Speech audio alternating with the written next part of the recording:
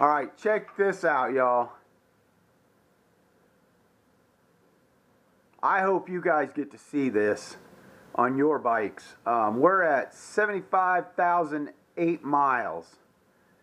75,000 miles on a 2008 Ducati 848. 75,000 miles. So this is what we're looking at. So I'm going to do a video for each one of these. Right now I'm going to do the front tire. That way I can get it up on the stand. I'm going to check my front wheel bearings. I do have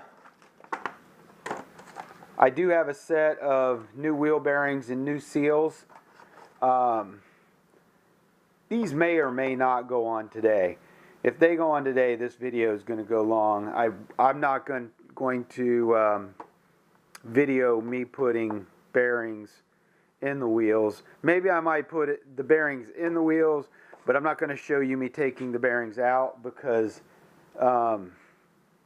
removing bearings from a Ducati wheel is really bad.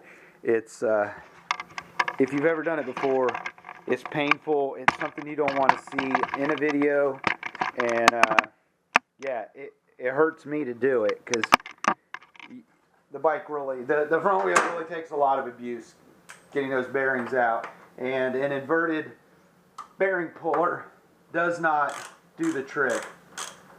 So this front nut, we're going to break it loose. It's a 30 millimeter. Then we are going to put a big old 6 millimeter hex. Yours might have 5 millimeter underneath here for the pinch bolts, maybe. It could have 5 millimeter, depending if you still have the OEM. I personally do not have the OEM pinch bolts. I haven't had the OEM pinch bolts since about my, I don't know, 80th tire change, something like that. I don't think I haven't put 80 sets of tires on this bike. This bike has ranged anywhere from 600 miles on a set of tires. That was the Michelin, I think it was called the Michelin Pilot Pure. It was a very sticky tire. That tire was, good Lord, that tire was amazing.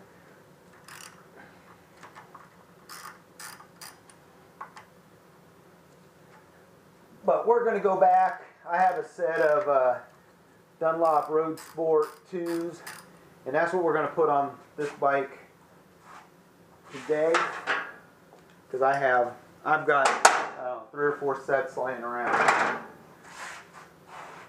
So our pinch bolts are free. Now I'm going to lift the bike up. Lifting the bike up when it's up on the lift table, it's not a lot of fun.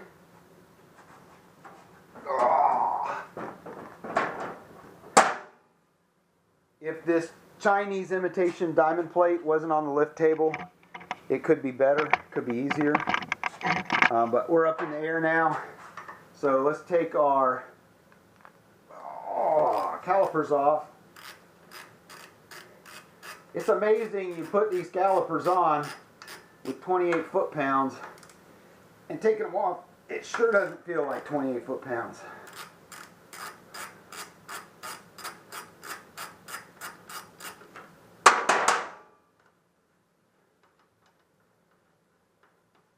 But I'm going to check these brake pads when I pull them off.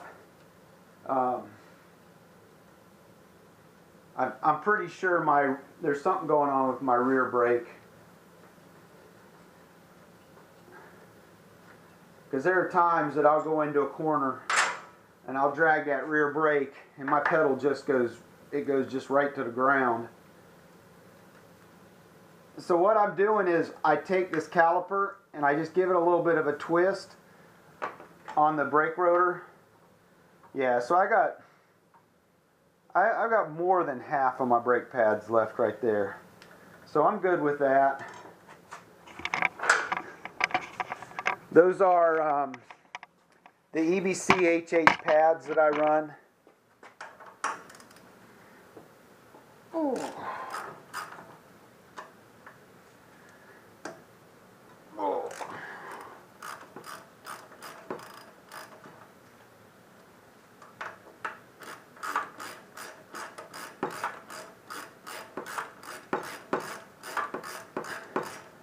I use these videos with the mileage on it to see when the last time the bike was serviced and whatnot.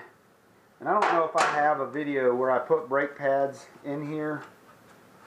I don't know if I documented that, which is kind of unfortunate. I'd be interested to know how many miles this bike has gotten out of the EBC HH. But truth be told, I don't typically use a lot of brake.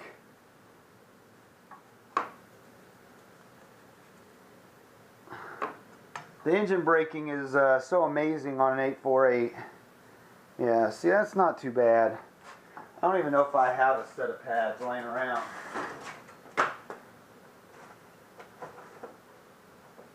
Alright.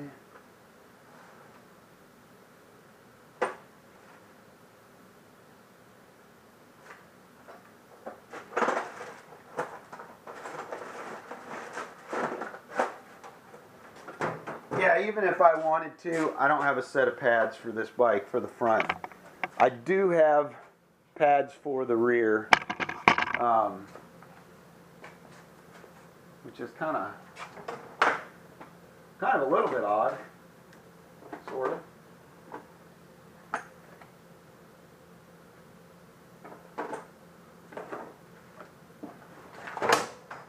That should be my rear. We'll tackle that on another video.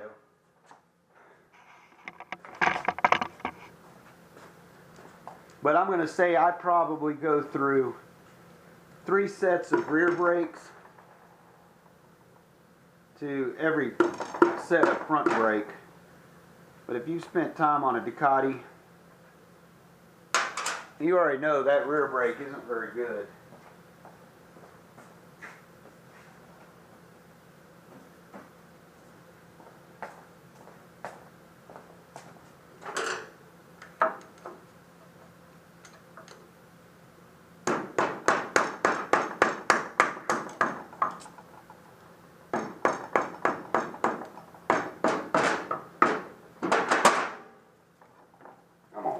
Come on out of there.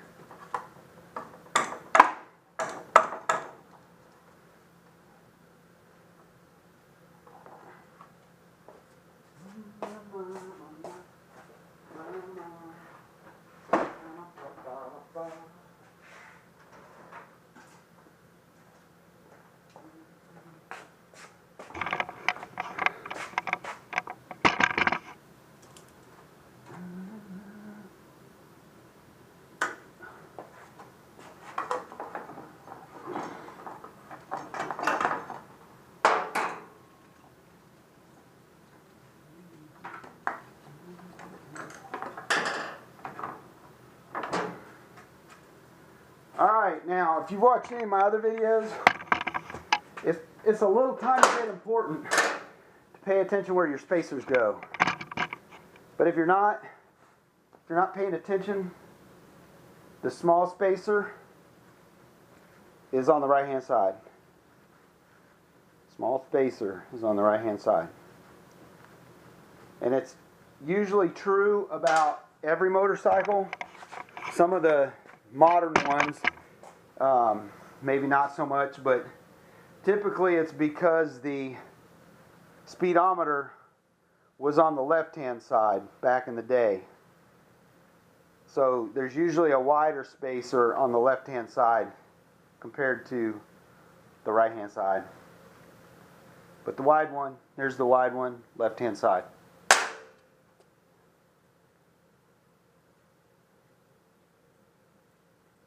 So I know you guys find this hard to believe, but at 75,000 miles,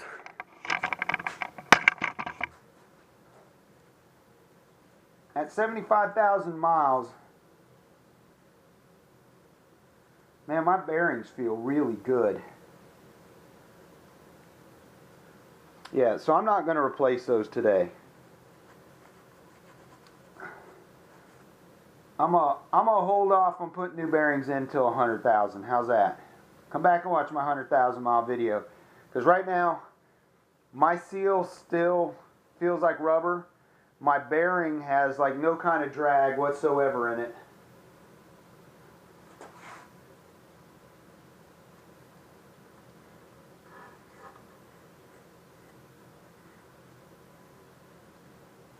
Yeah, those bearings are all right. I say we leave them.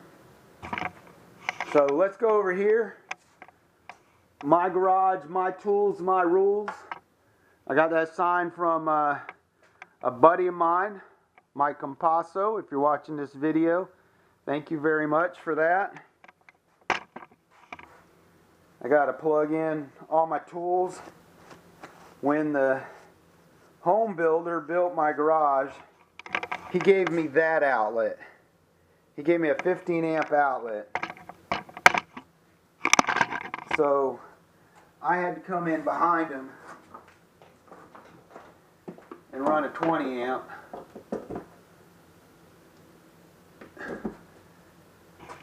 Because if you're running a tire changer, a 15 amp outlet's only going to trip breakers. So come on, let's do this. Turn the air on. We're going to turn our balancer on. Our balancer is going to do its little cycle thing. We're going to pull the hood down.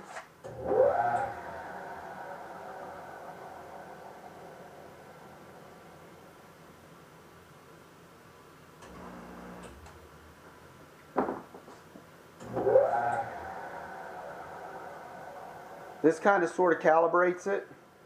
And even though it does spin to 0, once we put in some parameters, we want to use ounces. We're going to do the inch. This is for a motorcycle. It's got aluminum wheels. I'm going to static balance it. So it just jumped. If you just seen the screen, it jumped up to 1.5 ounces.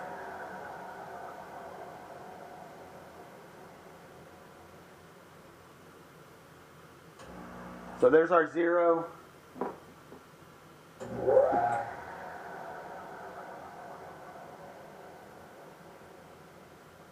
And our 0. Awesome. Okay. Let's change some tires.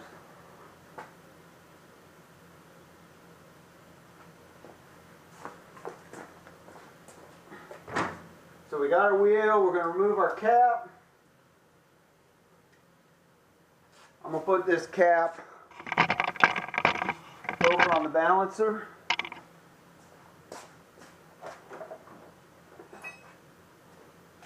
This tool removes your Schrader valve. So I'm going to reach in there.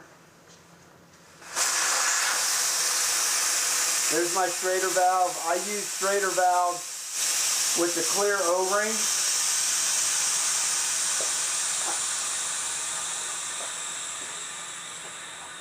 I'm probably one of the few people that uses a Schrader valve that is actually made in the United States.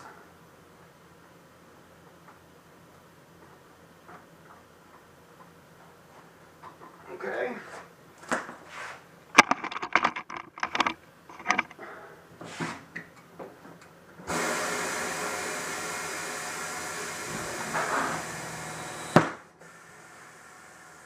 There's one.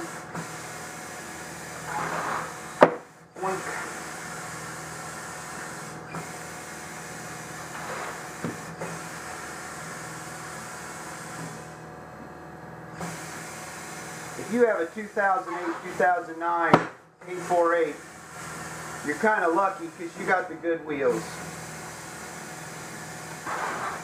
When they went to the Evo, they started using the inky wheels.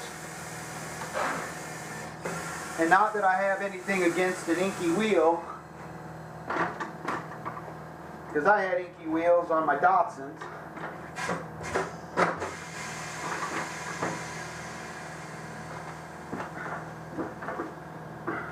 But I think a Marchesini, whatever, Marchesini, I think that's a better wheel for an Italian bike than a Japanese wheel.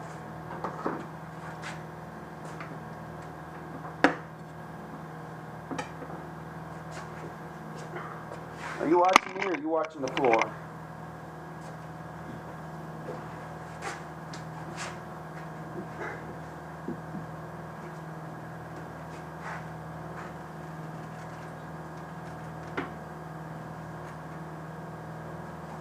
Alright, so we're on. We're going to give it a little bit of lube. This stuff's called slip and seal.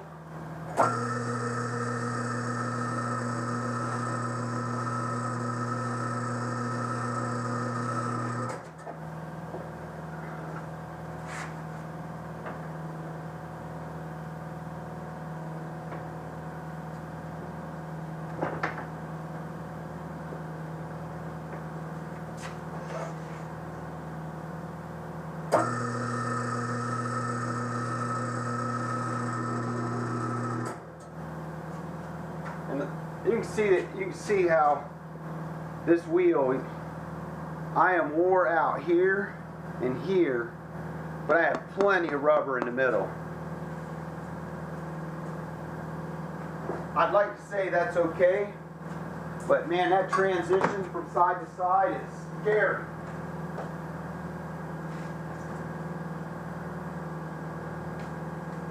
So here's our new tire, one RoadSPORT II, 170/70, 120/70/17. We want to make sure that the arrow is going the right way. On these wheels, the arrow is actually on the wheel manufacturer's label, and there's also arrows on your brake rotor. So it's not on this side, but I know that my arrow from my wheel manufacturer is going this way. So we're good. And I'm sure somewhere on the wheel, if I look hard enough, there's going to be a marking on the wheel also.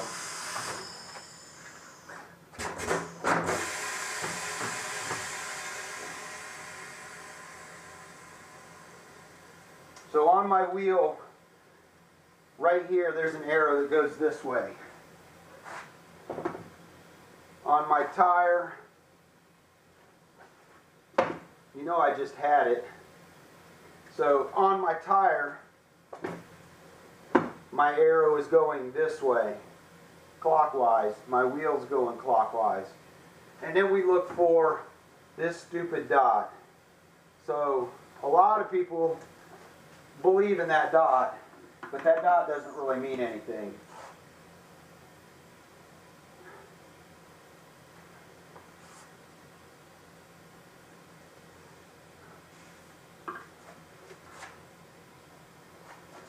But I will line the dot up, and I line the dot up for people who come here to get tires also, just so they think that I know what I'm doing. I don't really know what I'm doing.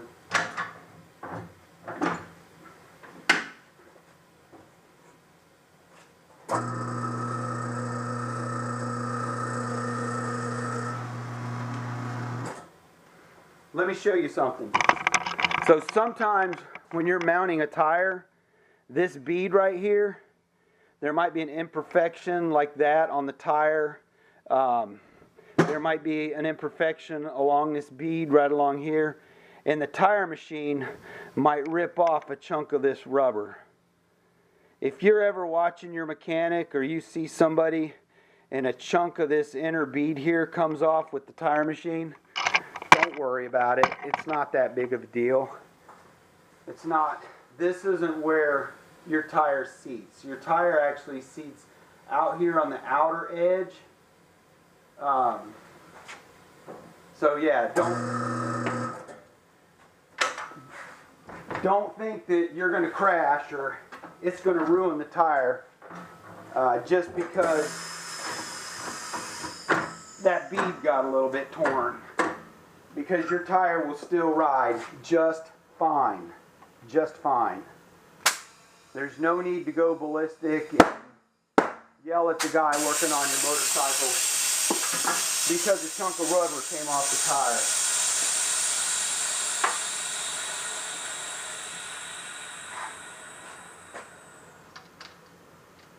So we're putting a brand new Schrader valve in. And if I do your tires, check it out. If I do your tires, whoop, those are wire connectors.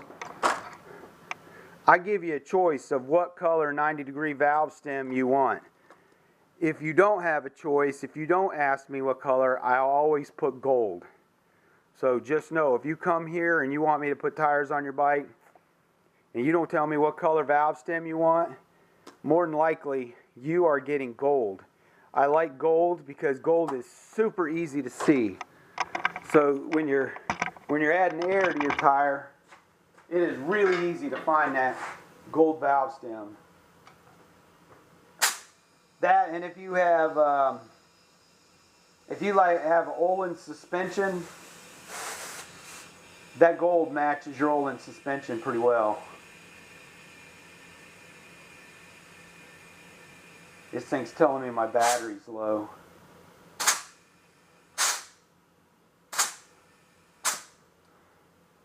That sucks. That sucks. I need to get a new battery.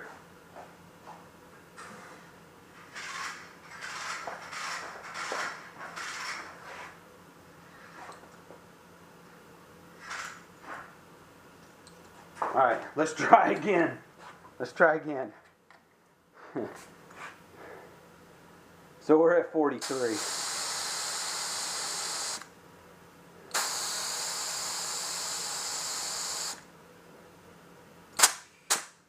Shane, if you're watching this, I run 36 front and rear on my Ducatis.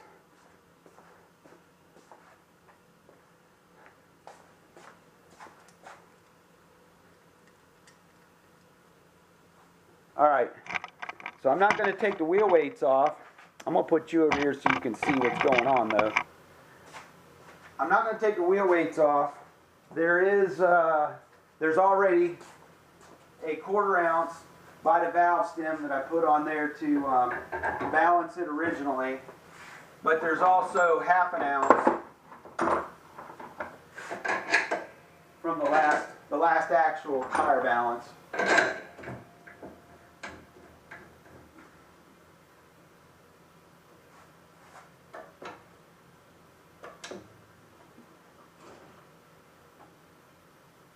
So it's a 17. It tells us it's a 17. And now we're going to take this down to a 3.5. 3.5 is the wheel width. And let's give it a spin.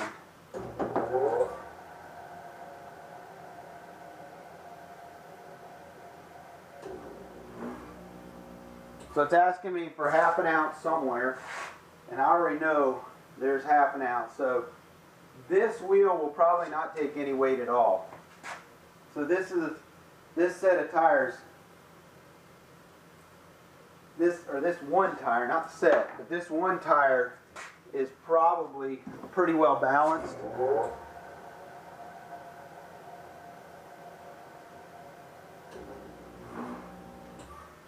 So I know, before I even started, I'm going to show you this, because you might have your guy hook you up. So before I even started, if you see right here, there's a wheel weight. This 1/4 ounce, I spun the wheel and balanced the wheel without a tire on it, and it asked for a 1/4 ounce right there. So that's what I did. I just added a 1/4 ounce, and life has been good.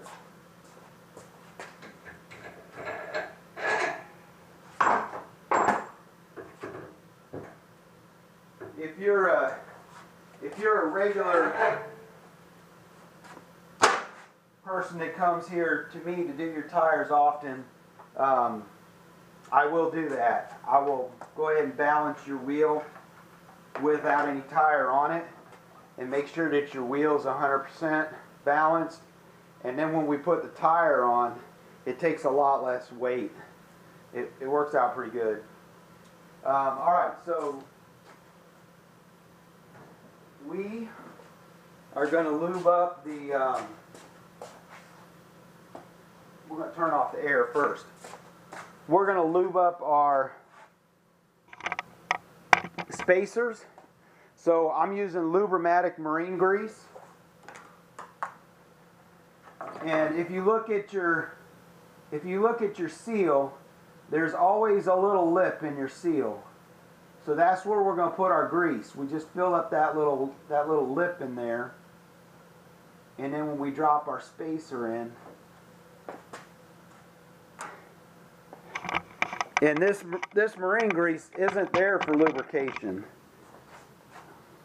The only reason we're using the grease is to stop any kind of water from getting in past that seal.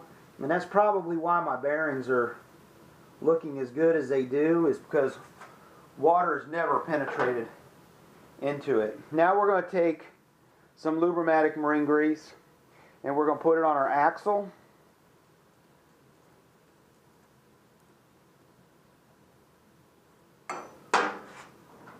And let's not forget to put our small spacer in the right side.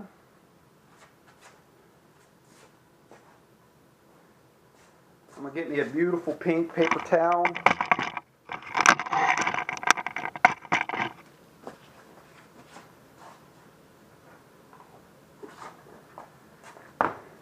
Sometimes using a lift table makes it a little bit harder to get the wheel lined up and in place too.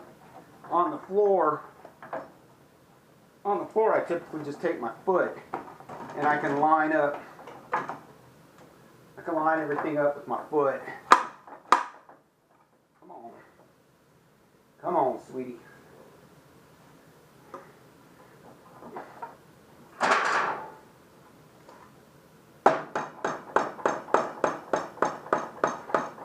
I know you've heard me say it before.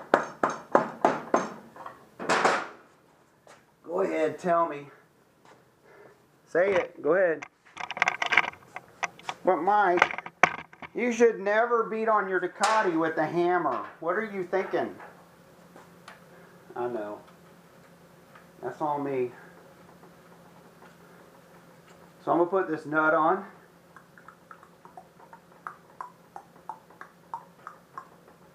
And I'm going to give it a few spins.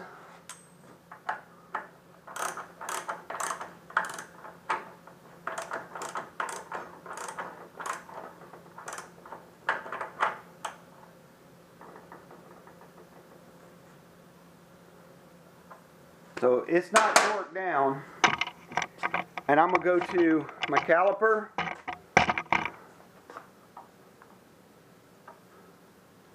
If I'm lucky, my caliper will just slip right on.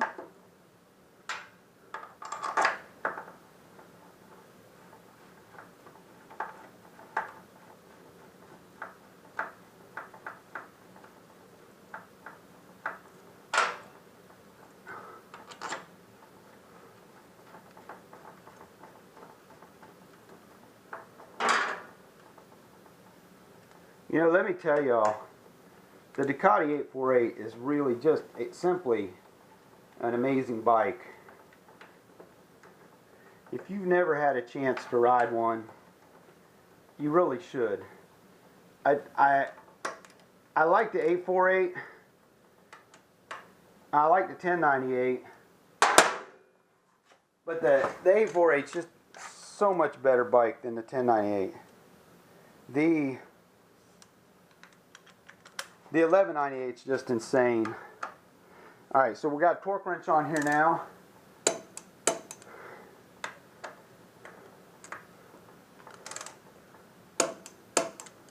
So that's good. Let's jump to the other side. There's my little puppy. See my Piper? Who's my Piper? Who's my Piper? She's the best dog in the world. She's the best dog in the world. She just shook her head no, but she is the best dog in the world. Aren't you the best dog?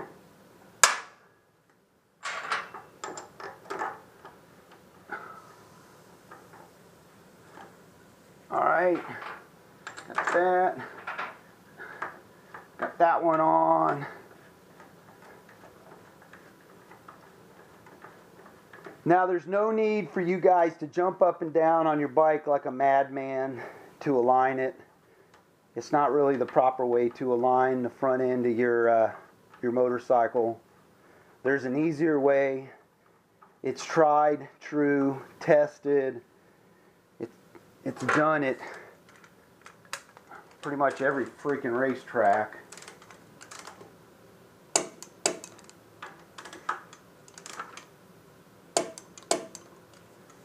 I don't give torque specs in my videos, but I did give it on that one. If you missed it, you need to go back in time and watch the video over, because I won't give it again. So, the best way to align your front end is to spin your wheel and pump the brakes.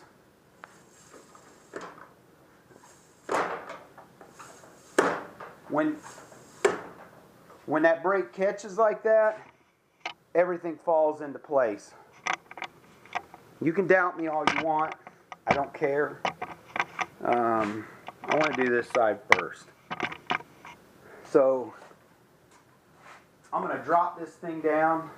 I'm telling you, doing this on a lift table with diamond plate is really a pain in the butt.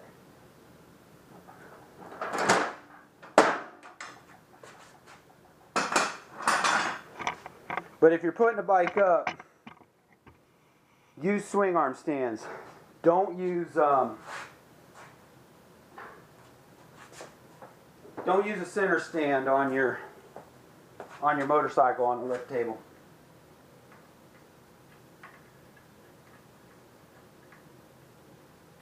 Don't use the center stand.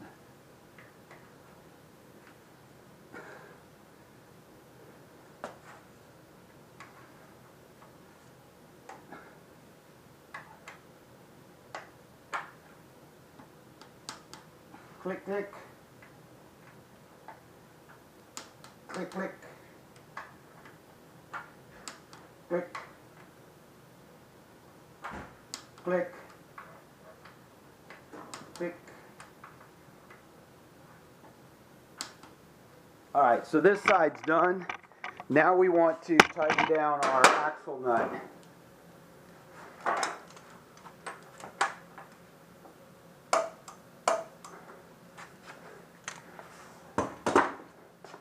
That's done.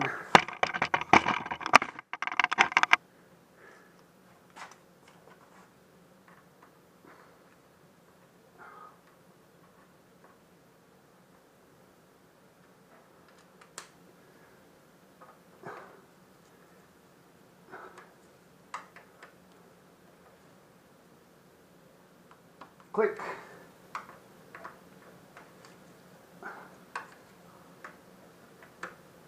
We do each side. We do each one 3 times.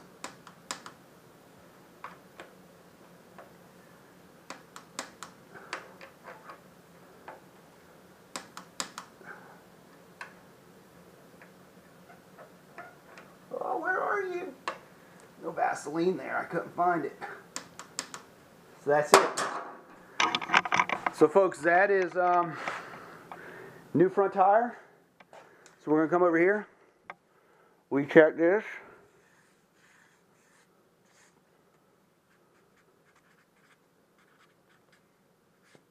Front is done. Cool. All right. Thanks for watching. Check out some of my other videos. We're going to jump to the rest of the bike soon.